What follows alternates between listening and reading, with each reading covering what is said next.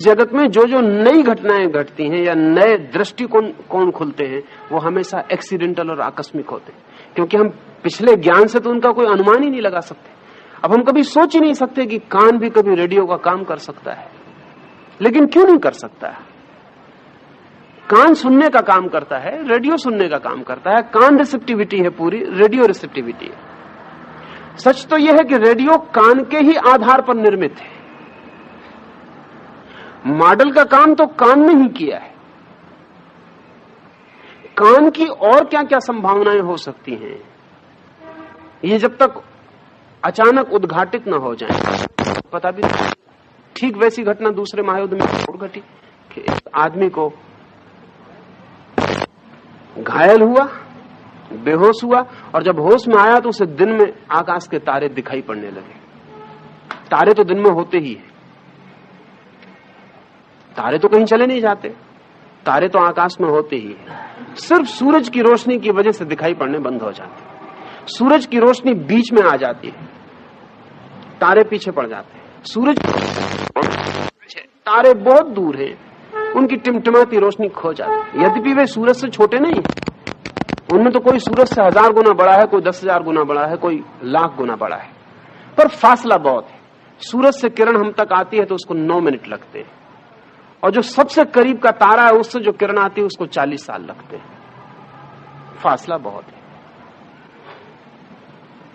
9 minute और 40 साल। और किरण बहुत तेज चलती है, 1,86,000 मील चलती है 1 सेकंड में। सूरज से पहुंचने में 9 मिनट लगते हैं, निकटतम तारे से पहुंचने में 40 साल लगते हैं।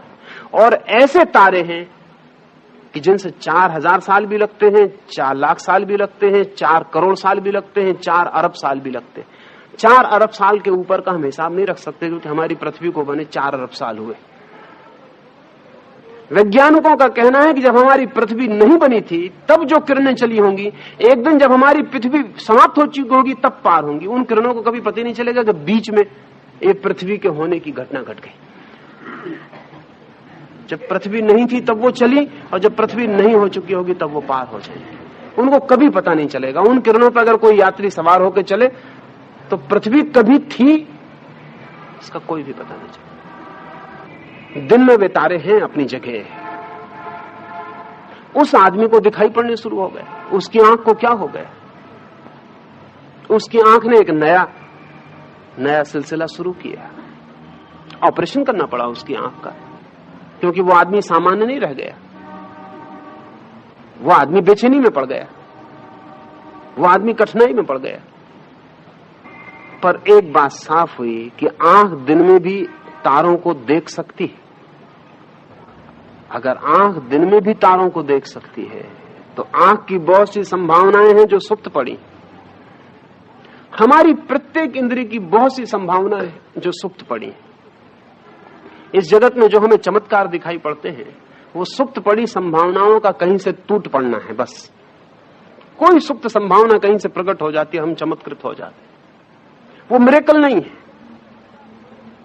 उतना ही चमत्कार हमारे भीतर भी दबा पड़ा है, पर अप्रगट है। वो प्रकट नहीं हो पा रहा है, वो खुल नहीं पा रहा है।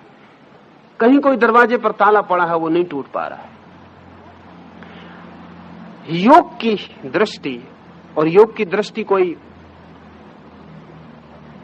1-2 दिन, वर्ष 2 वर्ष की धारणा की नहीं है। कम से कम 20,000 साल से योग की ये परिपुष्ट दृष्टि है। विज्ञान की किसी दृष्टि पर तो भरोसा नहीं किया जा सकता बहुत, क्योंकि जो विज्ञान 6 महीने पहले कह रहा था 6 महीने बाद बदलेगा। लेकिन योग की एक परिपुष्ट दृष्टि है जो 20,000 कम से कम, क्योंकि हम जिस सभ्यता में रह रहे हैं वो सभ्यता किसी भी हालत में 20,000 साल से पुरानी नहीं। यद्यपि ये हमारा भ्रम है कि हमारी सभ्यता पृथ्वी पर पहली सभ्यता है।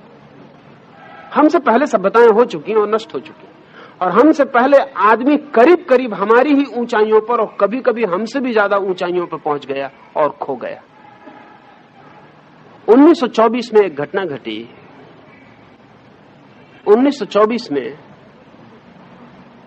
जर्मनी में जो पहला अणु विज्ञान की संबंध में जो शोध का पहला संस्थान निर्मित हुआ। अचानक एक दिन सुबह एक आदमी जिसने अपना नाम फल्कनेली बताया, एक कागज लिख के वहां दे गया और कागज में एक छोटी सी सूचना दे गया कि मुझे कुछ बातें ज्ञात हैं और कुछ और लोगों को ज्ञात हैं, जिनके आधार पर मैं ये खबर देता हूं कि अणु के साथ खोज में मत पड़ना, क्योंकि हमारी सभ्यता के पहले और भी सभ्यताएं इस खोज में पड़